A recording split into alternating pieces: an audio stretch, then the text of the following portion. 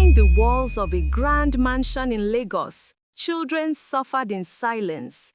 Praised as a philanthropist, an African woman hid a dark secret until courage exposed the truth. Stay tuned to uncover the story. In the heart of the bustling city of Lagos stood a grand mansion, framed by high walls and ornate gates. It belonged to a wealthy woman named Madame Veronica, a name that inspired both admiration and fear. With an empire built on her late husband's inheritance and a booming textile business, Madame Veronica lived in comfort that most could only dream of. Yet behind her polished smile and glamorous lifestyle was a truth too painful to ignore, a truth hidden behind the gates of her private orphanage. Madame Veronica had started the orphanage years ago, earning public praise for her generosity and a philanthropic heart. Politicians honored her, celebrities sang her praises, and her name often appeared in magazines and TV programs as a symbol of compassion. But those who lived inside the orphanage knew a very different Madame Veronica. The building itself, tucked behind her estate, was in sharp contrast to her marble-floored mansion. The children slept on thin mats. The walls were cracked, water was scarce, and food was rationed like prison meals. Some days, they ate nothing at all. 12-year-old Kemi remembered the day she arrived. Her parents had died in a car accident, and she was left with no family to care for her. When social services brought her to Madame Veronica's orphanage, they told her she was lucky, that the rich woman had a heart of gold. But from the very first night, Kemi realized the gold had rusted. Madame Veronica rarely came to the orphanage in person. Instead, she sent a cruel supervisor, Miss Lydia, who ran the place like a military camp. Children were forced to scrub the floors, cook their own meals, wash Madame Veronica's clothes, and tend to her gardens in the blazing sun, all without pay. If anyone disobeyed or complained, they were punished. A missed chore meant no food. Talking back meant being locked in the dark storeroom for hours. Every year, Madame Veronica would host a fundraiser. She'd bring cameras, politicians, and guests to the orphanage, all staged to look like a paradise. New beds and toys would appear for one day. The children were given clean clothes, taught to smile, and warned, say anything wrong, and you'll be punished. So they smiled. They smiled through their hunger, smiled through their bruises, smiled through their pain. But pain has a way of speaking even when the mouth is silent. One rainy evening, something changed. Kemi and two of the older boys, Tope and Jide, discovered a small video camera hidden in a bag left behind by a charity volunteer. Kemi had overheard the volunteer say, "Someone needs to know what's really happening here." That night, the three of them made a bold decision. They began to document everything. The peeling walls, the empty pantry, the punishments, the labor, they recorded it all. Whispered interviews with crying children. Scenes of Miss Lydia yelling and slapping. Videos of their daily suffering. Over the next few weeks, they waited patiently for the right moment. Then came Madame Veronica's annual gala. The mansion was flooded with reporters and donors, the orphanage temporarily cleaned and decorated. Kemi, wearing a borrowed dress and fake smile, slipped into the crowd unnoticed. She approached a young reporter named Ada, known for her investigative work. With trembling hands, Kemi pressed the camera into her palm and whispered, "Please, show the world." The next week, everything changed. Ada's report went viral. The world saw the truth, the abuse, the exploitation, the lies behind Madame Veronica's philanthropy. Angry donors pulled their support. Government officials launched an investigation. The orphanage was shut down, and Madame Veronica was arrested for child abuse, fraud, and embezzlement. Madame Veronica tried to defend herself in court, insisting the children were ungrateful liars. But the evidence was overwhelming. Photos, videos, testimonies from dozens of children. Even Miss Lydia, under pressure, confessed everything. It was a fall from grace so dramatic it shook the nation. In time, the children were relocated to better homes, real orphanages run by people with real hearts. Kemi, Taupe, and Jide were placed in a caring foster home, where they could finally go to school and live like children, not prisoners. Years passed. Kemi grew into a strong, determined woman. She later returned to the orphanage's ruins, not with tears, but with hope. With the help of kind donors and Ada the reporter, she opened a new center for orphans. This time, the walls were full of color and laughter. No child scrubbed floors or begged for food. They played. They learned. They healed. In her opening speech, Kemi said, "We were once forgotten children, hidden behind walls, silenced by fear. But we found our voices. And now, we are building a future where no orphan suffers cruelty in silence again." And so, out of cruelty bloomed compassion. Out of pain rose power. The story of Madame Veronica was a dark chapter, but it was not the end. The true ending was written by the very children she tried to break, children who became the authors of their own freedom. In a forgotten village, a girl was sent away to serve as a maid, enduring silence and pain. But one illness uncovered a secret. She was the true daughter of the mansion. Stay tuned to uncover the truth. In a dusty corner of a small village, where the air was often filled with the scent of firewood and distant songs from nearby farms, lived a young girl named Amma. She was just 13 when her life changed forever. Amma was a quiet child with wide, thoughtful eyes and a heart full of dreams. But dreams were a luxury she couldn't afford. Not when hunger gnawed at her belly more often than food filled it. Her mother had died when she was a baby, and her father, broken by grief and poverty, had sunk into a life of drinking and bitterness. There were days Amma would go to bed with only water in her stomach. She would sit by the village well, watching other children go to school while she waited for someone to offer her a small task, a way to earn a coin or two. Life was harsh, but Amma never complained. She endured. One rainy afternoon, a sleek black car arrived in the village, a rare sight that stirred whispers among the villagers. Out stepped a well-dressed woman in her mid-40s, Mrs. Serwa Minsa, the matriarch of one of the wealthiest families in the city. Rumor had it she was looking for a young girl to help around her mansion. Word spread like wildfire, and soon Amma's father, sensing an opportunity, brought his daughter forward. He spoke softly to Mrs. Minsa, lying through his teeth. "She's obedient, quiet, and strong. She'll serve you well.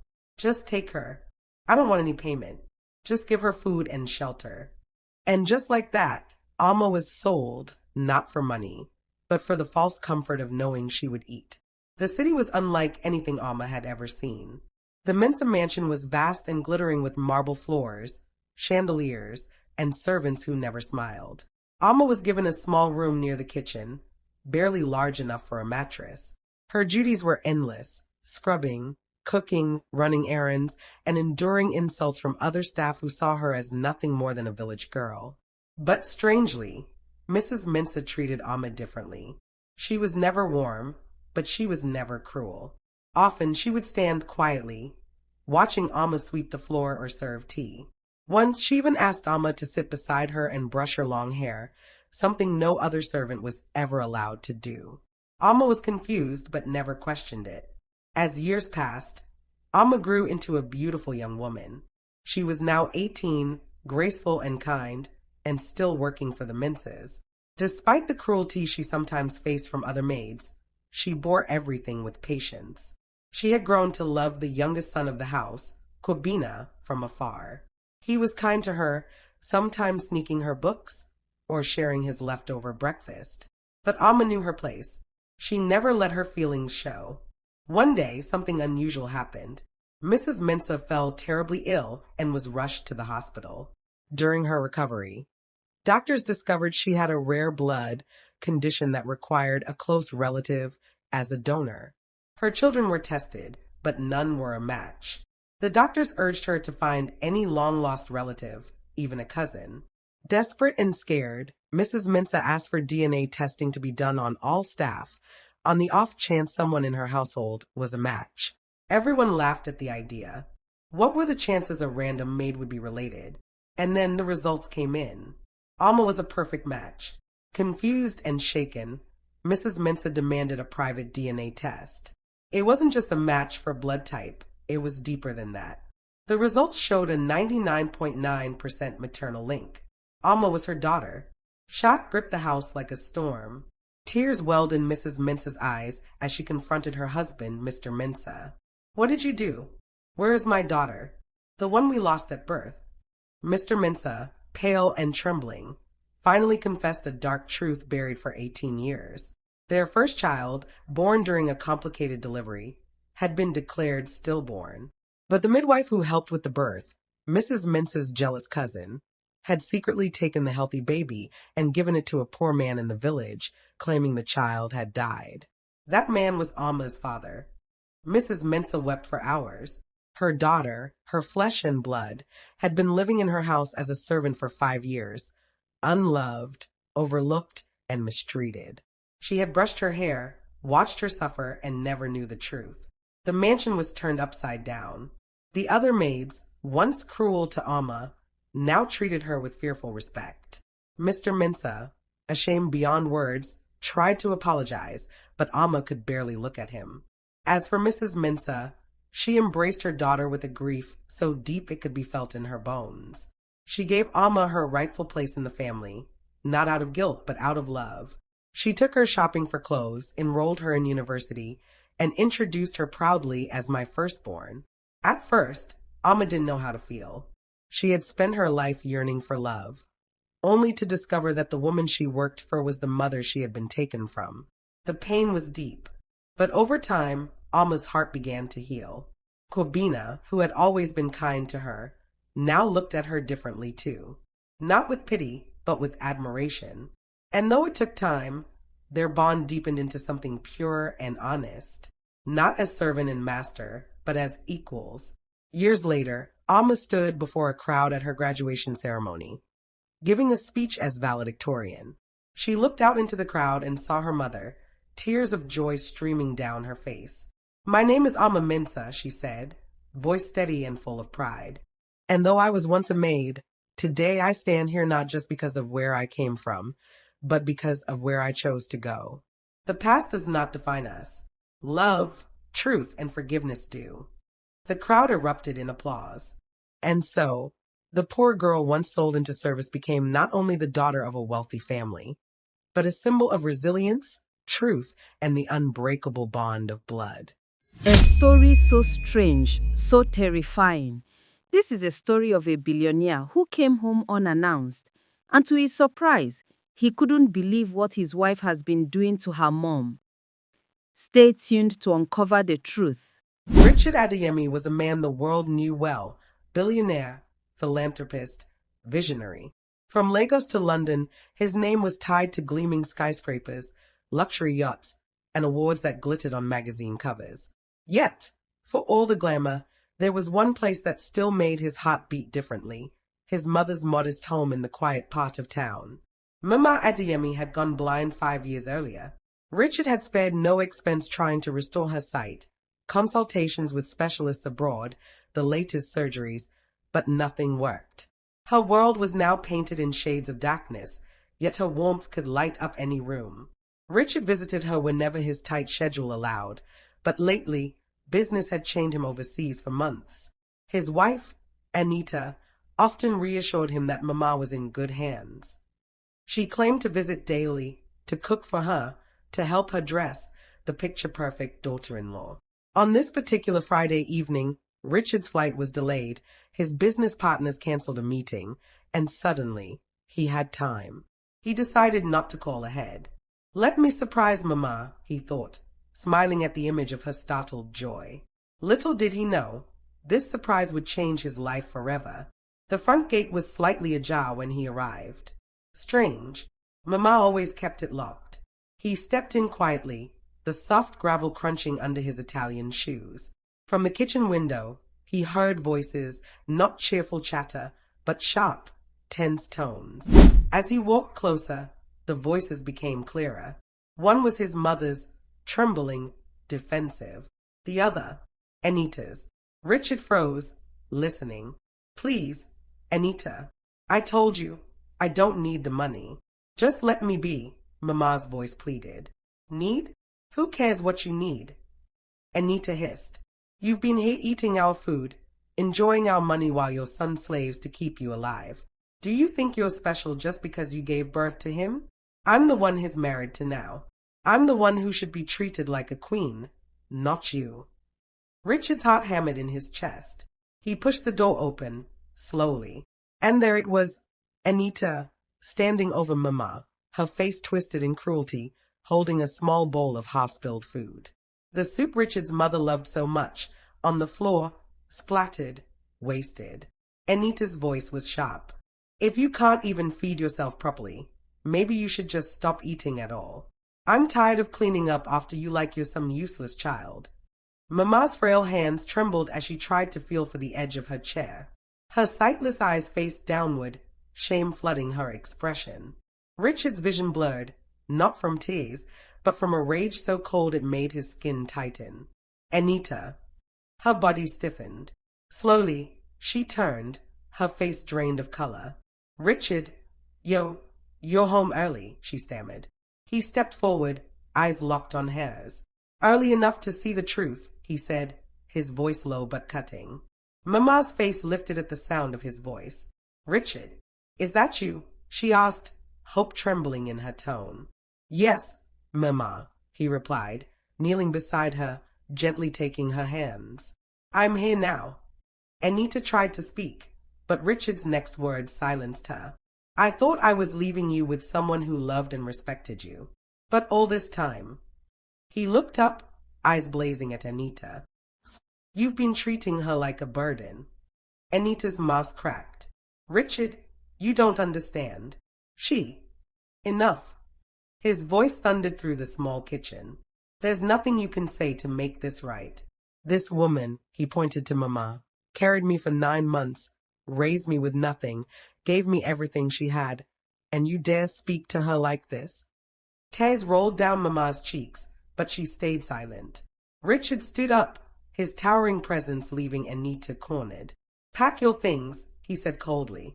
You're leaving this house today. I will not spend another day with a woman who disrespects my mother.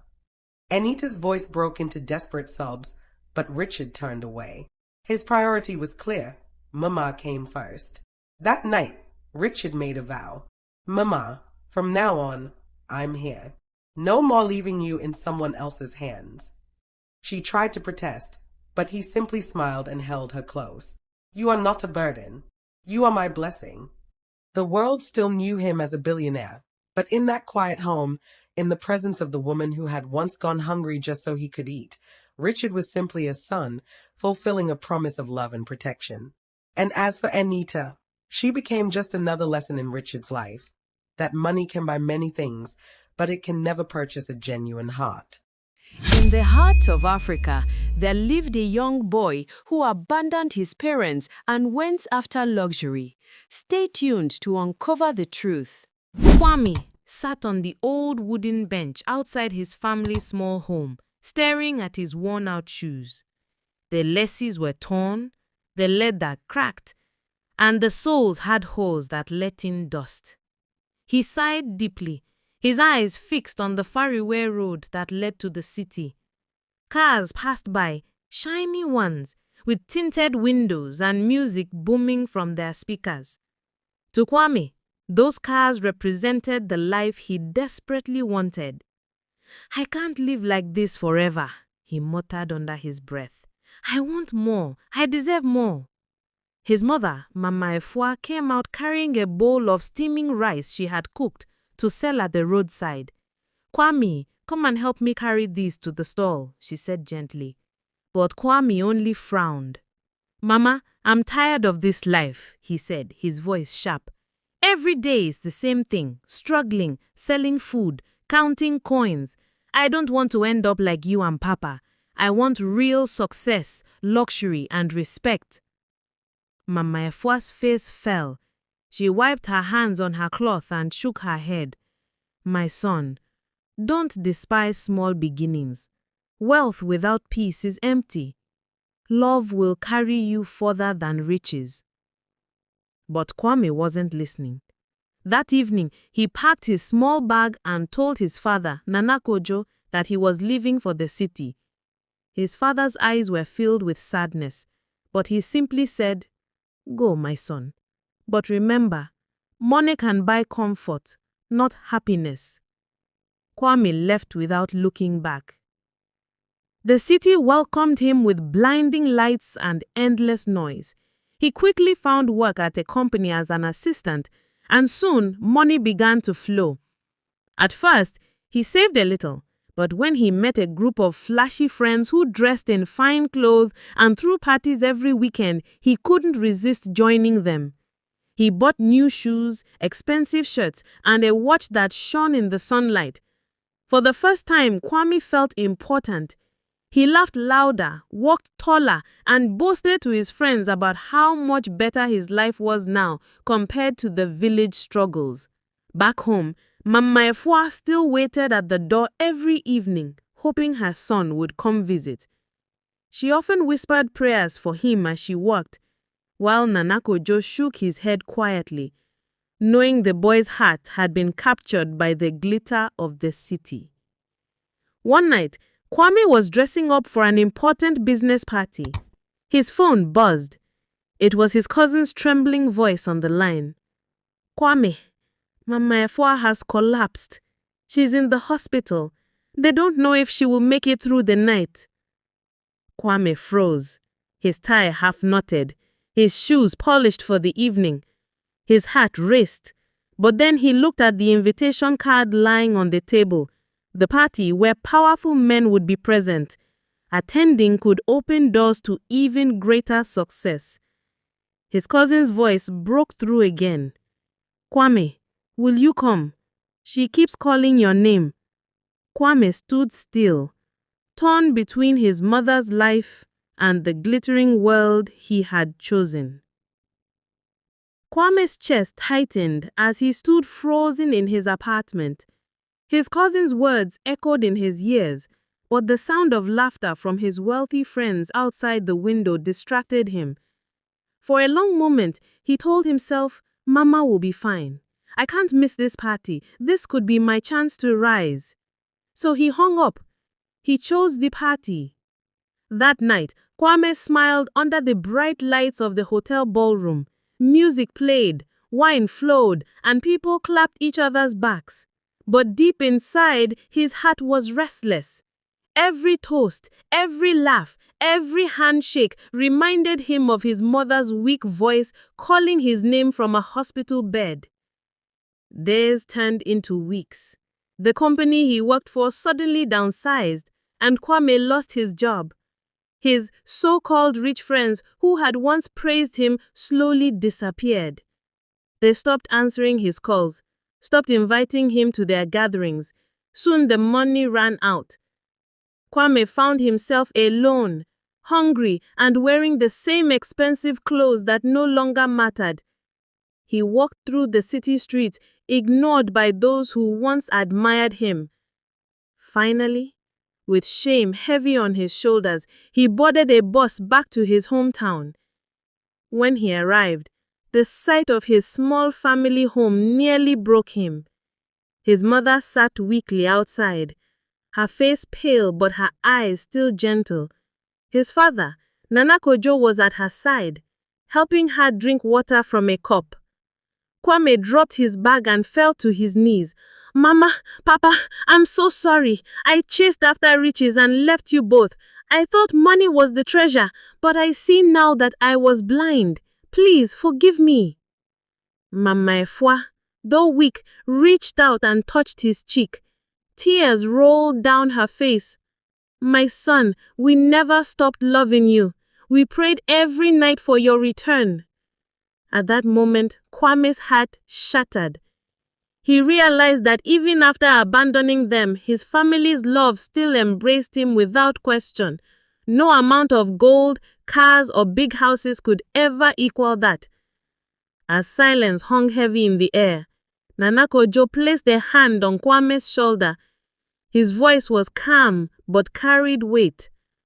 "My son," he said slowly, "your mother has been hiding something important from you before it is too late." Kwame's eyes widened. "What is it, Papa?" His gaze was firm, but his lips did not move again. Only the sound of the evening wind answered. Final moral lesson. Luxury fades, and friends may leave, but the love of family is the true treasure that never dies.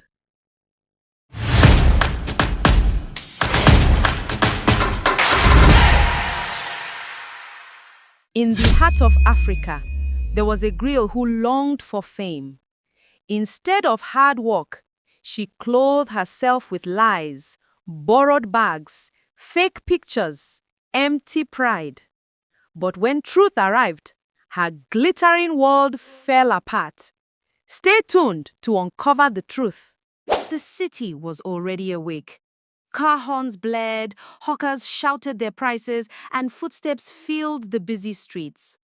But Ama sat quietly on her small bed, staring at her phone.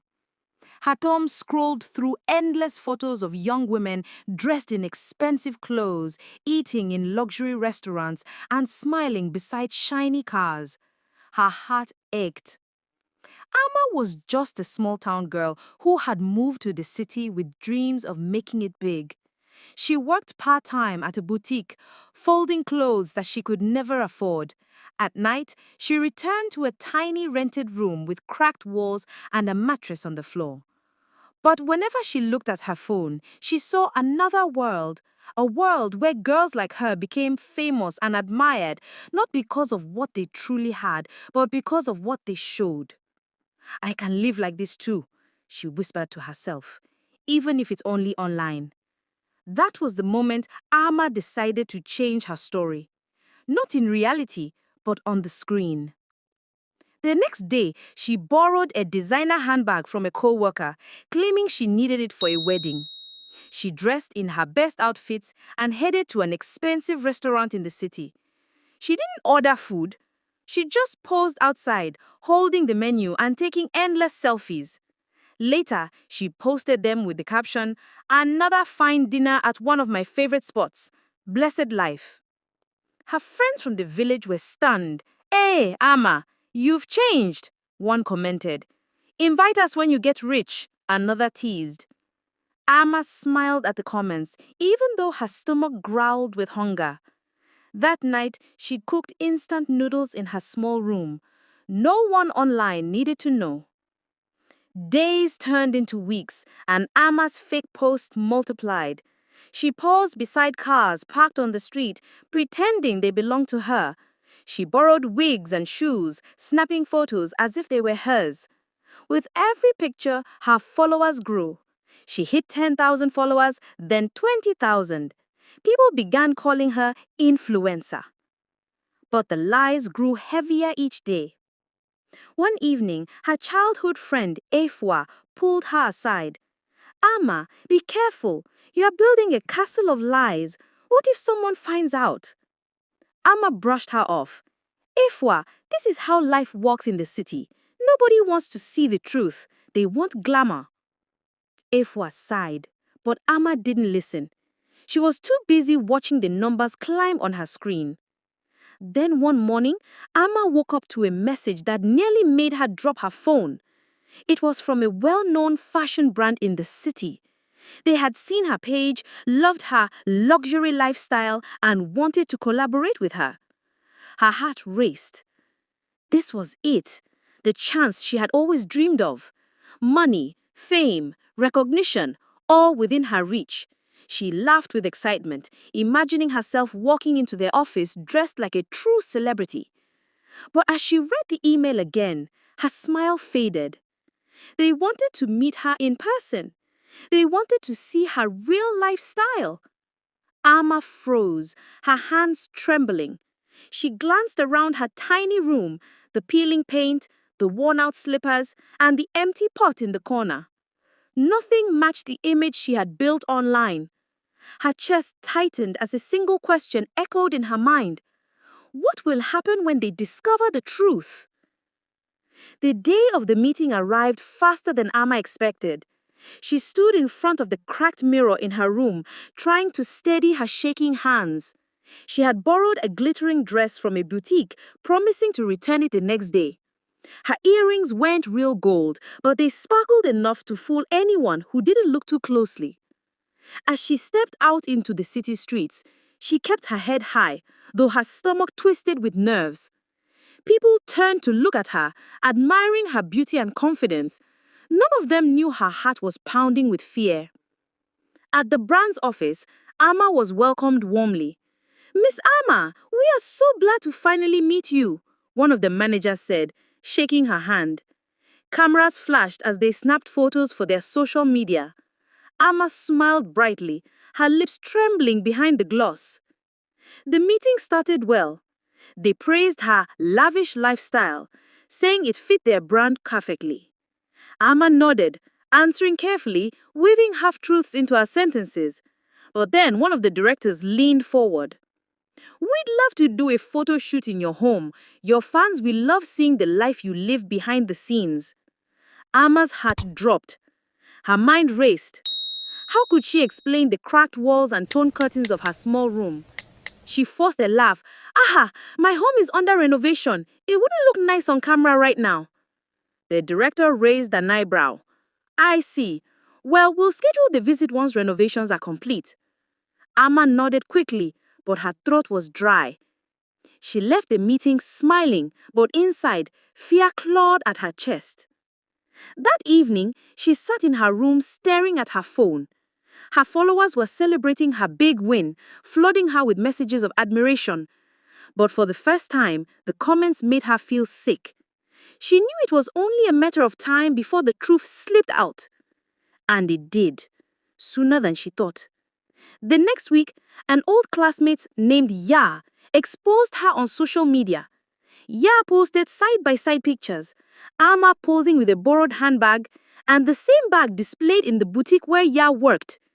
She showed Amma standing in front of a luxury car, then revealed the car actually belonged to her uncle.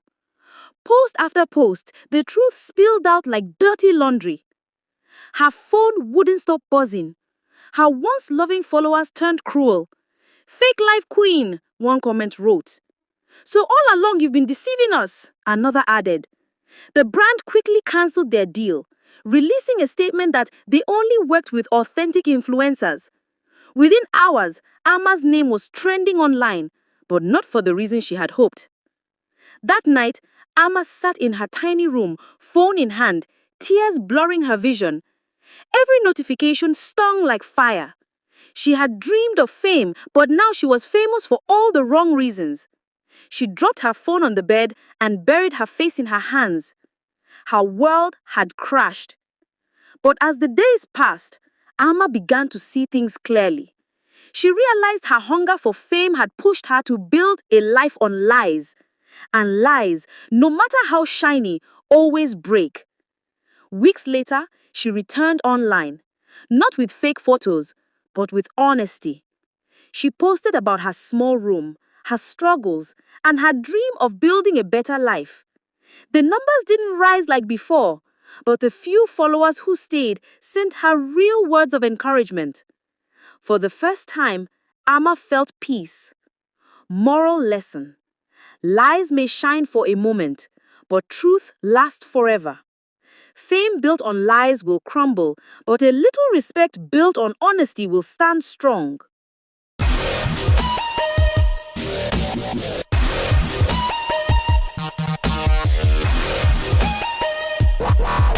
A story so strange, you struggle to believe it.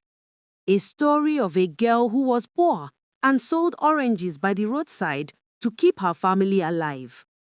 From struggles to grace. Stay tuned to uncover the truth. You won't believe what Abina went through just because she was poor and selling oranges by the roadside. The rich kids laughed at her, mocked her every single day, and even told her she would never become anything in life. But what happened years later shocked the entire town. Before I tell you what happened, Like this video, subscribe, and comment if you want more powerful stories like this. The scorching sun burned down on the busy streets of Accra. Traders shouted, cars honked, and the smell of roasted corn mixed with dust filled the air. In the middle of the noise, a small girl balanced a tray of oranges on her head. Her name was Abena, and she was only 12. Her clothes were faded, her slippers nearly broken, but her eyes carried a quiet strength. Every day after school, children in neatly ironed uniforms would laugh when they saw her. "Look at the orange girl," they shouted. "She will never be more than a hawker." The loudest among them was Adwa, a rich man's daughter. She often waved her fancy lunchbox in Abina's face, mocking her. "You think selling oranges will make you rich? Maybe one day you can wash my car," Adwa sneered, and her friends burst into laughter. Abina would lower her gaze, swallow her pain, and keep walking. She never answered back. Deep inside, her heart burnt, but she had learned something her late mother always told her. Poverty is not shameful, laziness is. Those words gave her courage each time she was insulted. Life was not easy. Abina's father had fallen sick and could no longer work. Her older brother had dropped out of school to do carpentry. Abina refused to give up her education, so she sold oranges after class to pay her school fees and buy books. Sometimes she went to bed hungry, but she never complained. The insults grew worse as weeks passed. Some people mocked her in the marketplace too. One woman laughed and said, "Why waste time in school? Just accept your life, poor girl." Abina said nothing, but her heart whispered, "One day I will prove them wrong." What kept her going was a secret dream. She wanted to become a businesswoman, someone who would employ others and build something great. She didn't know how, but she believed it was possible. That evening, after a long day of hawking, Abina sat on a wooden bench near the roadside. The street light flickered above her, casting a weak glow. She pulled out her torn notebook and began to write down notes from her lessons. The unsold oranges rested beside her, and her stomach rumbled with hunger. Yet, her hand kept moving across the page. She refused to let tiredness steal her dream. Cars passed by without noticing the little girl under the light. Some pedestrians looked at her and shook their heads. But Abina was lost in her studies, mouthing the words quietly as she read. Then suddenly, a shiny black car slowed down. The tinted window rolled down halfway. A woman's face appeared, her eyes fixed on Abina. She watched the poor girl bent over her notebook with such seriousness despite the tray of oranges at her side. The woman did not drive away. She parked the car and stepped out, her heels clicking against the pavement. She walked closer, curious. Abina felt a shadow fall over her notebook. She raised her head, her eyes wide. The woman smiled gently and asked, "My dear, why are you studying here at this hour?" The woman bent down and looked into Abina's eyes. "My name is Madame Sarah," she said softly. "Why are you here, studying under a street light, with oranges by your side?" Abena swallowed hard. For a moment, she thought of lying, but something in the woman's kind eyes gave her courage. "My family is poor," Abena admitted. "I sell oranges to help pay my school fees. I don't have electricity at home, so I study here." Madame Sarah's heart tightened. She was an educationist and a businesswoman known for helping less privileged children, but she had never seen determination this strong. She touched Abena's shoulder and said, "Keep selling your oranges for now, but tomorrow meet me at my office. I want to help you." Abena's eyes widened. "Help me? How?" "You will see," Madame Sarah replied with a smile before walking back to her car. That night, Abena barely slept. Could this be real or just another empty promise? The next morning, Abena carried her oranges but also went to Madame Sarah's office. To her shock, the woman had already paid her school fees for the year and promised to sponsor her education until university. Tears rolled down Abena's cheeks as she whispered, "Thank you, Ma. I won't disappoint you." True to her word, Abena studied harder than ever. She faced many challenges, mockery from classmates, hunger at times, and the heavy burden of expectations. But she never gave up. She became the top student in her school, then won a scholarship to study business administration at the university. Years flew by. Abena grew into a confident, brilliant young woman. After graduating with honors, she started her own company, producing fruit juice from local farms. Her business grew quickly, creating jobs for hundreds of people. She became a symbol of hope for many poor children who once felt forgotten. One afternoon, a grand business conference was held in the city. Leaders, entrepreneurs, and young graduates filled the hall.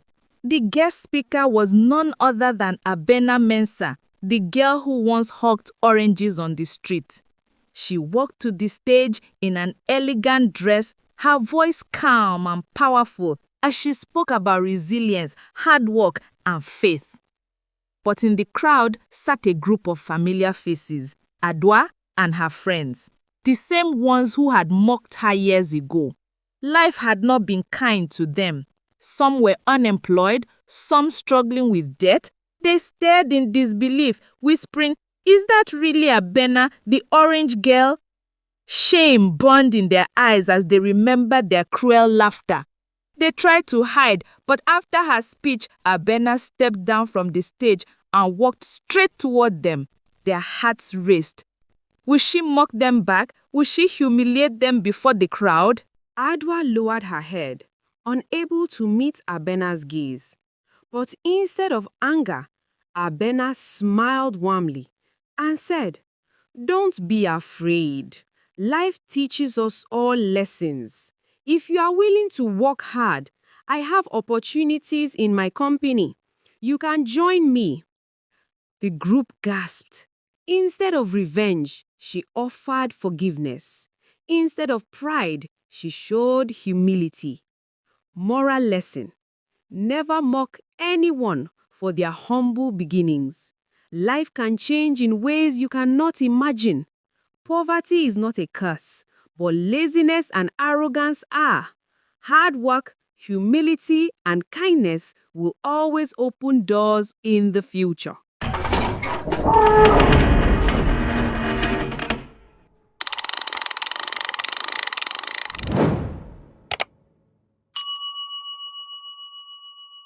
In the heart of Africa, there lived a farmer who found riches in sharing. Stay tuned to uncover the truth. The sun hung low in the sky, pouring its golden heat across the quiet village. Kojo, a poor farmer, sat under a tired neem tree, his eyes fixed on the dry cracks that scarred his little farm. Once this land had been green and full of life, but now the soil was dry and the stalks of his crops bent low, whispering defeat to the wind. His stomach rumbled painfully, reminding him of the truth. He had nothing left but one small yam at home. It was supposed to be their supper. His wife Amma had promised to boil it that evening for him and their 2 children. That yam was their hope, their survival for one more night. Kojo sighed heavily and picked up his hoe. The day's work had been wasted again. The earth had refused him food. Dust clung to his legs as he trudged back home, his mind weighing heavier than his empty basket. On the narrow path, Kojo spotted a figure in the distance. A man, tall but weak, staggered slowly toward him. His clothes were torn, his face pale, his lips cracked with thirst. When the stranger finally reached Kojo, his voice came out in a whisper. "Please, brother, do you have something to eat? I have walked for days. I am starving." Kojo froze. His heart pounded in his chest. The words felt like sharp stones. He thought of Amma waiting at home, the children's hungry faces, the small yam that meant survival. Could he give it away? His eyes dropped to the stranger's trembling hands, thin as sticks. The man's breath was shallow, his body swaying as though he might fall any moment. Kojo's thoughts clashed like a storm. If I give him the yam, my family will sleep hungry tonight. But if I turn him away, this man might not see tomorrow. He clenched his fists, sweat dripping from his forehead. Finally, he reached into his basket and pulled out the yam, their last meal. His voice cracked as he spoke. "Take it, Brola. Eat and find strength." The traveler's eyes widened with gratitude. He held the yam as though it were a treasure of gold. His lips formed a faint smile and he whispered, "You have given me life when you had nothing. May blessings follow you, farmer." Kojo stood silently as the traveler walked away, disappearing into the horizon like a shadow swallowed by the sun. His heart ached, but strangely it also felt lighter. By the time he reached home, Amma was waiting by the door. Her face brightened when she saw him, but the smile faded when she noticed his empty hands. "Kojo, where is the yam?" she asked, her voice trembling. He lowered his head, unable to meet her eyes. He told her what had happened. Amma gasped, holding her stomach in disbelief. The children whined in hunger, their cries filling the small room. That night, Kojo lay awake, his stomach empty, his wife silent beside him. The wind whispered through the cracks of their mud hut. He closed his eyes, a question burning in his mind. Had he made a terrible mistake? Or would something greater come from his kindness? Morning broke gently over the village, but Kojo woke with a heavy heart. His body was weak from hunger, his head aching from the long sleepless night. He rubbed his tired eyes and stepped outside. The air was cool, but it carried the smell of dust and dryness. Amma sat silently by the fire pit, trying to comfort the children with stories. Their eyes were hollow, their stomachs still growling from the night before. Kojo's chest tightened with guilt. He wanted to believe he had done the right thing, but doubt gnawed at him. "Maybe I was foolish," he muttered to himself. "What kind of man gives away his family's last meal?" Still, with nothing else to do, Kojo picked up his hoe and trudged back to the farm. His legs felt heavy, but he pushed forward. He needed to walk, even if the land mocked him. As he neared his farm, he noticed a group of villagers gathered at the edge of his field. They whispered among themselves, pointing at something. Kojo frowned. What is happening? He wondered, his heart racing. Pushing through the crowd, he froze. Before him stood a wagon loaded with sacks of food, bundles of fresh seeds, and shining tools. Beside the wagon stood the traveler from yesterday, but this time he looked completely different. His ragged clothes were gone. Instead, he wore a fine robe of deep blue, his face clean and radiant. Kojo's mouth fell open. "You?" He smiled warmly. "Yes, farmer, it is I. Yesterday, I came to you in need, and you gave me your last meal. You gave me life when you had nothing. Today, I return, not as a beggar, but as who I truly am, a wealthy merchant who travels from village to village." Gasps rose from the villagers as the man continued, his voice strong and clear. "I test hearts to see who still remembers the power of kindness. Many turned me away, but you, Kojo, did not. You chose compassion over comfort, and for that, you will never hunger again." The merchant signaled his servants, who began unloading the wagon. Sacks of rice, maize, yam, and beans spilled onto the ground. Farming tools sharper than any Kojo had seen were placed beside him. and bundles of strong seeds, enough to fill his land twice over, were stacked at his feet. Kojo's knees weakened. He fell to the ground, tears streaming down his face. Amma, who had followed behind him, clutched her mouth in shock. The children squealed with joy, running toward the food. The villagers erupted in cheer, some clapping, others shouting Kojo's name with pride. But Kojo could only whisper, his voice shaking. I gave away my last meal, and yet I have received a feast greater than I ever dreamed. The merchant placed a hand on his shoulder. Kindness, farmer, is never wasted. Even when you have little, what you gave can return to you in ways you cannot imagine. As the wagon was emptied, the villagers looked at Kojo with new eyes. Some felt shame, remembering the times they had turned strangers away. Others silently vowed to act differently the next time kindness called. That night, Kojo's home glowed with laughter, the pots full and the air thick with the smell of food.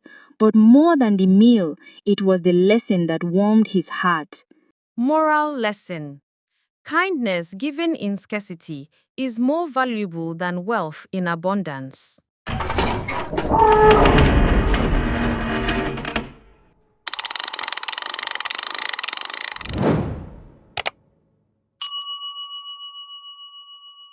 In a village beneath the Akwamu Hills, a golden necklace passes through bloodlines. It brings power and a curse. Now a young girl must face the legacy that could make her or destroy her. Stay tuned to They say some treasures are best left buried, not because of their material value, but because of the secrets they carry. In our village, nestled at the foot of the Akwamu Hills, there lived a family bound not only by blood, but by a golden necklace passed down through generations. They called it the ancestral bond. But those who whispered behind closed doors called it something else, a curse. The necklace was a marvel, handcrafted centuries ago by the village's first queen, Efua Idoma. It glittered like sunlight caught in water, its gold woven with symbols of power, protection, and mystery. They said it was her parting gift to her daughters, a sign of her strength and her warning. For with great power came great burden. My grandmother, Maid, was the last to wear it. I remember the stories she used to tell, sitting by the hearth with her voice low and eyes dimmed by memory. She would speak of how the necklace would choose its bearer, never the eldest, never the most obvious, but always the one with the strongest spirit. And with that choice came visions, nightmares, whispers in the wind. It started with dreams of fire, then shadows that followed even in daylight. But worst of all was the voice, a voice only the chosen could hear. Guard the bloodline, never betray the roots. Many in the village believed these stories were just that, old tales meant to scare or impress. But I saw the truth in Maid's tired eyes. I saw the toll it took, her sleepless nights, her mutterings to ancestors none of us could see, her moments of sudden rage, then crushing silence. And when she finally passed, clutching the necklace to her chest, she left a single note for my mother. It is not a gift. It is a test. My mother, AFI, refused to wear it. She wrapped the necklace in cloth and buried it beneath the old baobab tree behind our compound. Let the past rest, she said. But the past does not rest, especially when it has been bound in gold and sealed with blood. Strange things began to happen. The goats gave birth to stillborns. Our wells dried up in the middle of the rainy season. My younger brother fell sick with fevers that no medicine could cure. At night, I would hear footsteps outside my window, soft, deliberate, circling. And sometimes, just before dawn, I could swear I heard someone calling my name from beneath the baobab. When the elders came to visit, they didn't sit. They stood with faces drawn tight, their walking sticks tapping nervously on the ground. The necklace has been disturbed, one of them said, and now it wants to be seen. I was 17 the night it called me. The moon hung low like a swollen fruit, and the wind carried voices in a language I didn't know, but understood. I woke, trembling, and walked barefoot to the tree. The earth beneath it was warm. I dug with my hands until the cloth emerged, damp and heavy. And there it was, the golden necklace, humming with heat and memory. The moment I touched it, I saw her, Queen Efua, standing in a firelit room, her face as stern as stone. Her voice echoed in my mind. Will you carry what your mothers could not? I had no answer, only fear, but I wore it. From that day on, I knew things I shouldn't have known. I could sense danger before it came. I could feel the pain of others before they spoke. And I saw death before it happened. The necklace gave, yes, but it also took. I lost friends, my smile, my peace. The curse, I realized, wasn't in the necklace itself. It was in the weight of legacy, the burden of remembrance, the pain of truths passed down through blood and bone.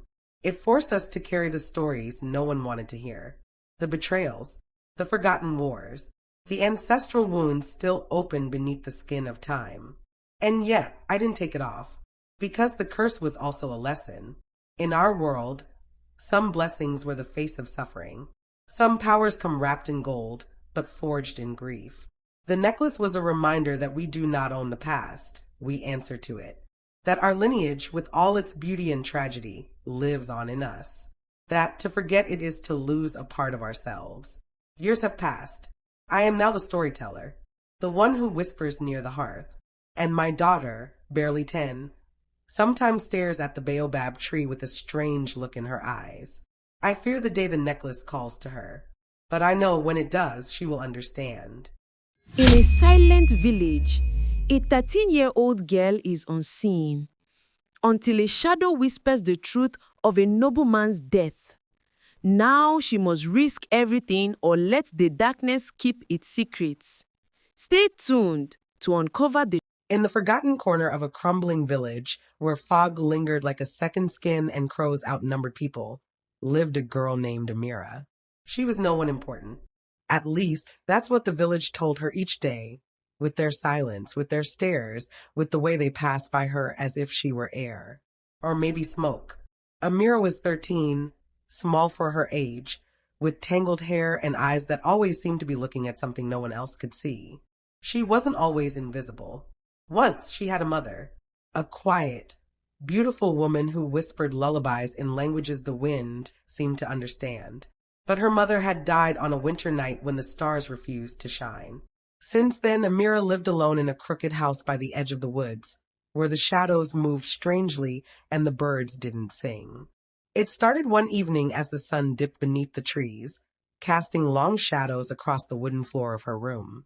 Amira was sweeping as she always did, humming a tune she barely remembered learning.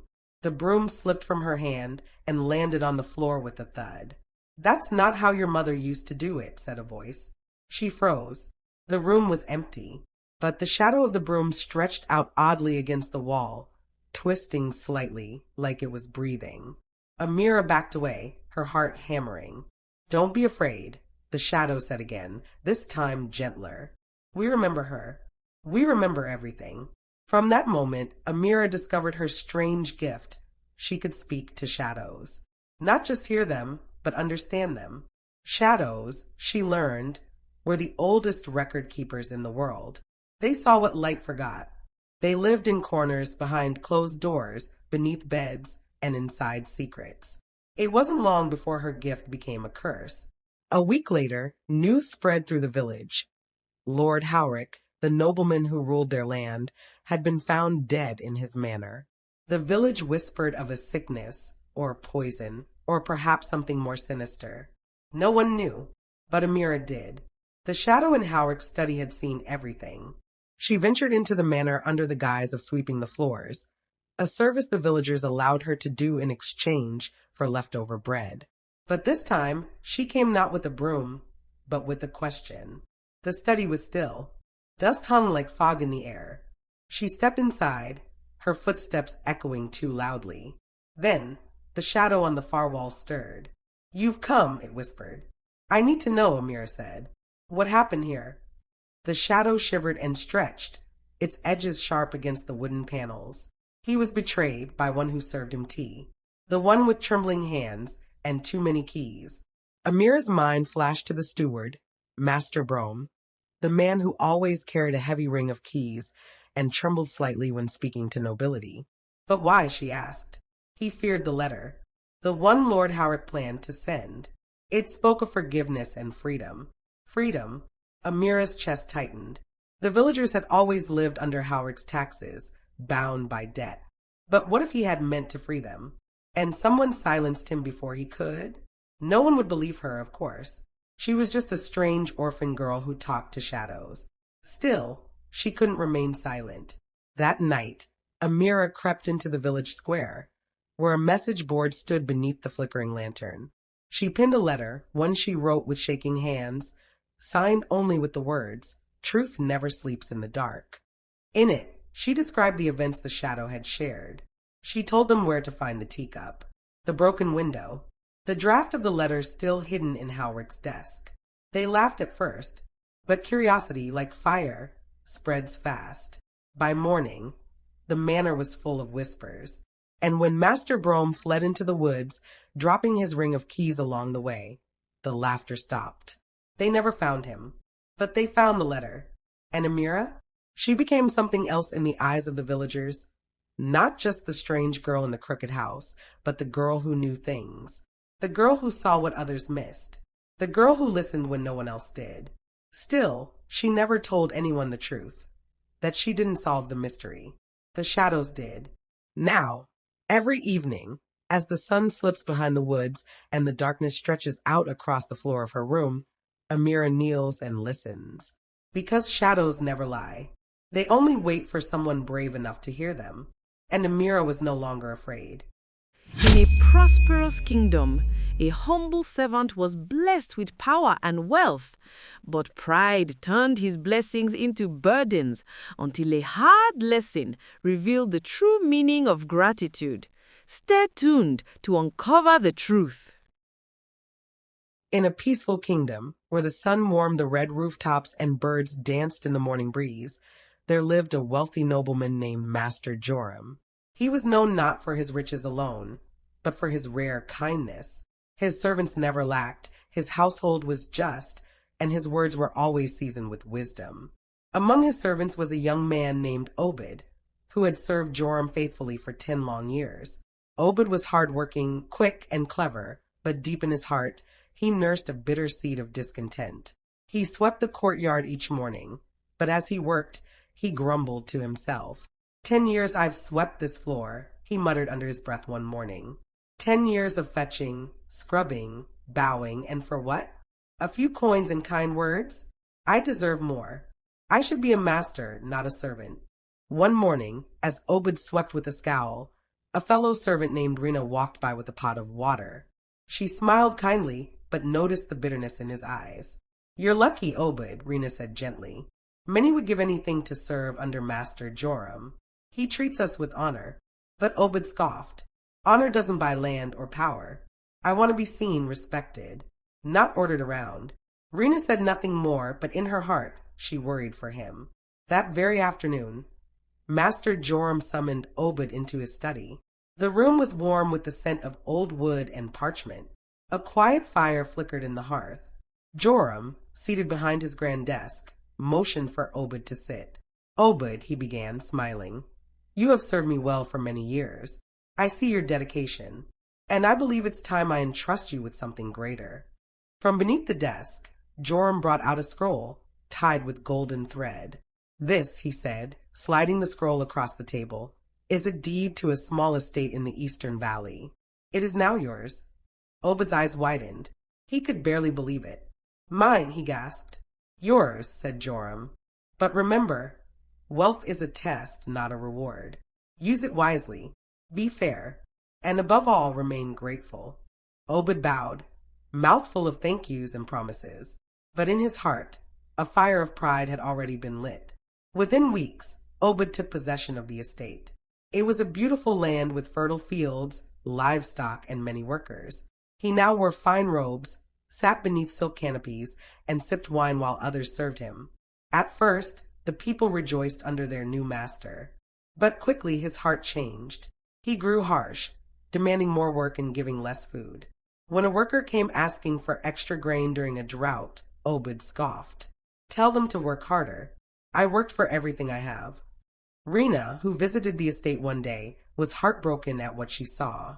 This isn't you, Obed, she said quietly. It's exactly who I am, he replied. I was always meant for more. Word of Obed's cruelty reached Master Joram, who listened quietly as Rena shared what she had witnessed. The old master sighed deeply. A man's true nature is not revealed when he serves, he said, but when he leads. Then came a terrible storm. The skies darkened for days. The crops failed. The workers, no longer loyal, abandoned the estate. Debts rose. Hunger came.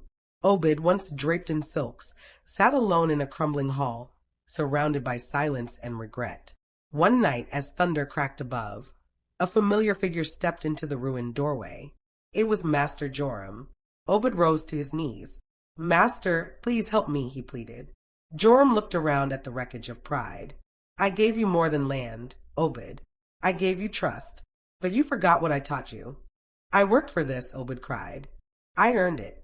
You earned a chance, Joram said coldly, but you lost it through your own arrogance. He turned to leave. An ungrateful heart turns blessings into curses.